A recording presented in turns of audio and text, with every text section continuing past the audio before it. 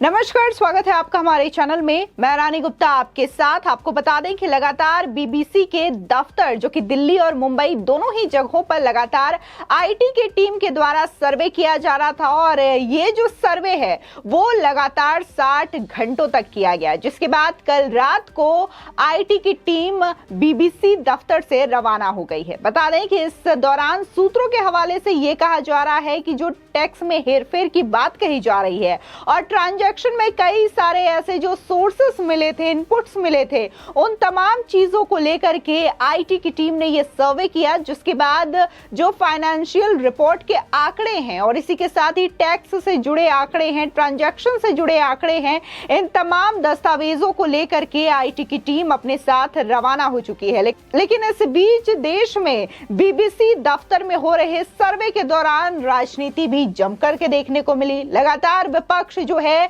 वो सरकार पर इस बात को लेकर के हमला बोल रहा था और ये कह रहा था कि ये तो लोकतंत्र की हत्या है, पत्रकारिता की हत्या है, जो कि स्वतंत्र पत्रकारिता की जाती है। इसी के साथ ही अब सवाल ये भी उठ रहा है कि जिस तरीके से बीबीसी लगातार एक झूठा नैरेटिव सेट करने के लिए जो खबरें प्रकाशित करती थी, झूठा प्रोपेगेंडा सेट करने के लिए जो रिपोर्ट्स पब्लिश किया करती थी, तो ये चीजें अब धीरे धीरे सामने आ रही है। तमाम ऐसे झूठ भी लगातार बीबीसी के रिपोर्टिंग के पर्दाफाश हुए हैं। तो इन सब के बीच में सवाल ये उठ रहा है कि क्या बीबीसी पर भारत में बैन लग जाएगा, क्योंकि देखने को मिला है कि जो ब्रिटेन के सांसद हैं बॉब ब्लैकमैन, उन्होंने भी ये कहा है कि जो बीबीसी ने पत्रकारिता की है ये बिल्कुल गलत पत्रकारिता है। बता दें कि भारत में मौजूद बीबीसी के कार्यालयों में चल रहा इनकम टैक्स डिपार्टमेंट का सर्वे गुरुवार को समाप्त हो गया है। ये सर्वे लगभग 60 घंटे तक चला। इनकम टैक्स डिपार्टमेंट के अधिकारियों ने ये जानकारी दी है। बता दें कि सर्वे के दौरान अधिकारियों ने बीबीसी के कुछ कर्मचारियों के फाइनेंशियल डेटा इकट्ठे किए, साथ ही मीडिया संस्थान के कुछ इलेक्ट्रॉनिक और फिजिकल डॉक्यूमेंट्स के डेटा भी खंगाले गए हैं। बता दें समाचार एजेंसी पीटीआई ने सूत्रों के हवाले से ये बताया है कि इनकम टैक्स डिपार्टमेंट कथित टैक्स में हेरफेर का इन्वेस्टिगेशन के लिए ये सर्वे शुरू किया। सर्वे की शुरुआत मंगलवार दोपहर करीब 11 बजे शुरू हुई थी और ये सर्वे गुरुवार रात 10 बजे के बाद समाप्त हुआ। इसी के साथ ही अधिकारियों ने पीटीआई भाषा को ये भी बताया कि आयकर अधिकारियों ने उपलब्ध स्टॉक की एक सूची बनाई है, कुछ कर्मचारियों के बयान दर्ज किए गए हैं और सर्वे कार्रवाई के तहत कुछ दस्तावेज भी जब्त किए गए हैं। उन्होंने ये भी बताया कि ये सर्वे लगभग 57 से 58 घंटे चला है। इसी के साथ ही सेंट्रल दिल्ली केकेजी मार्ग पर बने बीबीसी कार्यालय से निकलते समय अधिकारियों को कुछ बैग ले जाते हुए भी देखा गया है।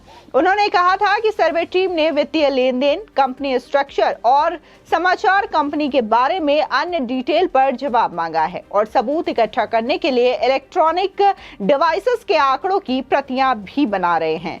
वहीं बीबीसी न्यूज प्रेस टीम ने एक बयान में ये कहा है कि आयकर अधिकारी दिल्ली और मुंबई में स्थित दफ्तरों से चले गए हैं। हम अधिकारियों के साथ सहयोग करना जारी रखेंगे और उम्मीद करते हैं कि मामलों का जल्द से जल्द समाधान हो जाएगा। आपको बता दें कि इस पूरे मामले में ये कहा गया है कि हम अपने कर्मचारियों का समर्थन कर रहे हैं, जिसमें से कुछ ने लंबी पूछताछ हुई है और या उन्हें रात भर रुकना पड़ा और उनकी भलाई हमारी प्राथमिकता है। बता दें कि साथ ही बीबीसी ने यह भी कहा है कि हमारा कामकाज सामान्य हो गया है और हम भारत और उसके बाहर अपने दर्शकों को सेवाएं देने के लिए प्रतिबद्ध हैं। बयान में यह भी कहा गया है कि बीबीसी एक विश्वसनीय स्वतंत्र मीडिया संस्थान है और हम अपने सहयोगियों और पत्रकारों के साथ खड़े हैं, जो बिना किसी भय या पक्षपात के अपना काम करना जारी रखेंगे। वहीं भारत में भी विपक्षी दलों ने बीबीसी के खिलाफ आयकर विभाग कार्रवाई की निंदा की है। उन्होंने इस कार्रवाई को राजनीति से प्रेरित बताया है। बता दें कि बीबीसी की 2 पार्ट वाली इंडिया द मोदी क्वेश्चन के जो डॉक्यूमेंट्री बीबीसी के द्वारा बनाई गई थी, उसके रिलीज होने के बाद ये कार्रवाई हुई है, ऐसा विपक्ष का कहना है। इस सर्वे को लेकर के बीजेपी और विपक्ष के बीच राजनीतिक बहस भी काफी ज्यादा देखने को मिली। विपक्ष ने सर्वे के टाइमिंग को लेकर के सवाल उठाया। तो वहीं भाजपा ने बीबीसी पर भारत के खिलाफ जहरीली रिपोर्टिंग करने का भी आरोप लगाया। और वहीं देखने को मिला कि जहां कांग्रेस से लेकर के समाजवादी पार्टी तमाम ऐसे दल थे जो कि बीबीसी के समर्थन में उतर आए थे और कहीं ना कहीं आईटी डिपार्टमेंट के द्वारा की जा रही इस सर्वे को उन्होंने गलत ठहराया था और ये कहा था कि ये स्वतंत्र पत्रकारिता पर हमला है। लेकिन वहीं अगर हम ब्रिटिश की बात करें जहां से कि बीबीसी आता है, तो वहां के जो सांसद हैं बॉब ब्लैकमैन, उन्होंने इस डॉक्यूमेंट्री को घटिया पत्रकारिता बताया। बॉब ब्लैकमैन ने यह कहा कि इसे कभी भी जारी नहीं किया जाना चाहिए था, ये झूठ के आधार पर बनाई गई डॉक्यूमेंट्री है। बता दें कि एएनआई को दिए अपने इंटरव्यू में बीबीसी इंडिया पर आईटी सर्वेक्षण पर ब्रिटिश सांसद बॉब ब्लैकमैन ने यह कहा कि ये कोई नई बात नहीं है, ये काफी समय से चल रहा है। ये सुनिश्चित करना कि बीबीसी इंडिया का काम है वे नियमों का पालन करे। बॉब ब्लैकमैन ने यह भी कहा कि बीबीसी को जांच में सहयोग करना चाहिए और फैसले का इंतजार करना चाहिए। फिलहाल इस कार्रवाई पर आयकर विभाग की ओर से कोई आधिकारिक बयान अभी तक सामने नहीं आया है।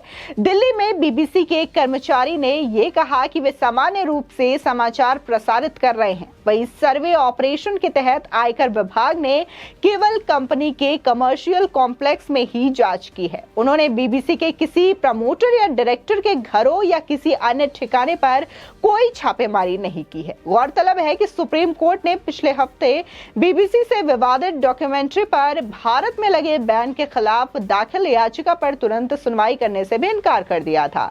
इसी के साथ ही सोशल मीडिया प्लेटफॉर्म्स पर डॉक्यूमेंट्री के ब्रॉडकास्ट को रोकने के लिए सरकार के फैसले को चुनौती देने वाली याचिकाओं पर अप्रैल में सुनवाई होगी।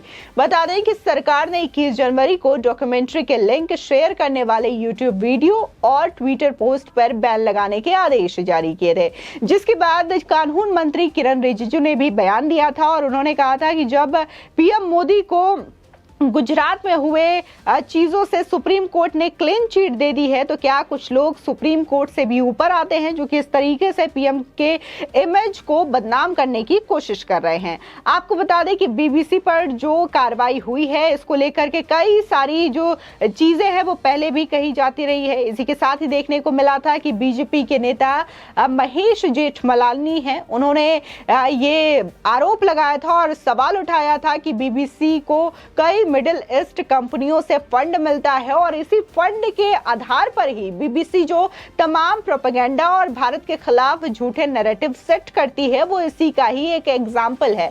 बता दें उन्होंने सीधे तौर पर चाइना से संबंधित 18 कंपनियों की सूची दी थी और उनका आरोप था कि खासकर चाइना की 18 कंपनियां ही बीबीसी को फंड करती है, जिसके बाबत वो इस तरीके से चीजें बनाते हैं और भारत के विरोध में तमाम चीजें, चाहे फिर वो कार्टून हो, डॉक्यूमेंट्री हो, आर्टिकल्स हो, ये तमाम चीजें वो पब्लिश करते हैं। बता दें कि बीबीसी के द्वारा भारत को कई बार इस तरीके से दिखाने की कोशिश की गई थी। फिलहाल डॉक्यूमेंट्री को लेकर के विपक्ष ने आधार बनाया था और विपक्ष का कहना था कि बीबीसी ने प्रधानमंत्री मोदी पर डॉक्यूमेंट्री बनाई है, जिसकी वजह से ये आईटी डिपार्टमेंट की कार्रवाई जो है उनके यहाँ पर हुई है, बीबीसी के दफ्तर पर हुई है। तो वही कहा यह जा रहा है कि आईटी डिपार्टमेंट की अगर ये कार्रवाई हुई है तो इस वजह से हुई है कि बीबीसी को फंड कहां से मिलता है, कहां उनके ट्रांजैक्शंस होते हैं, कहां उनके पैसे ट्रांसफर होते हैं, यानी कि जो तमाम चीजें हैं वो फाइनेंशियल आंकड़ों से जुड़ी हुई है, ना कि डॉक्यूमेंट्री से इनका कोई लेना देना है। फिलहाल इस खबर को लेकर के आपकी क्या राय है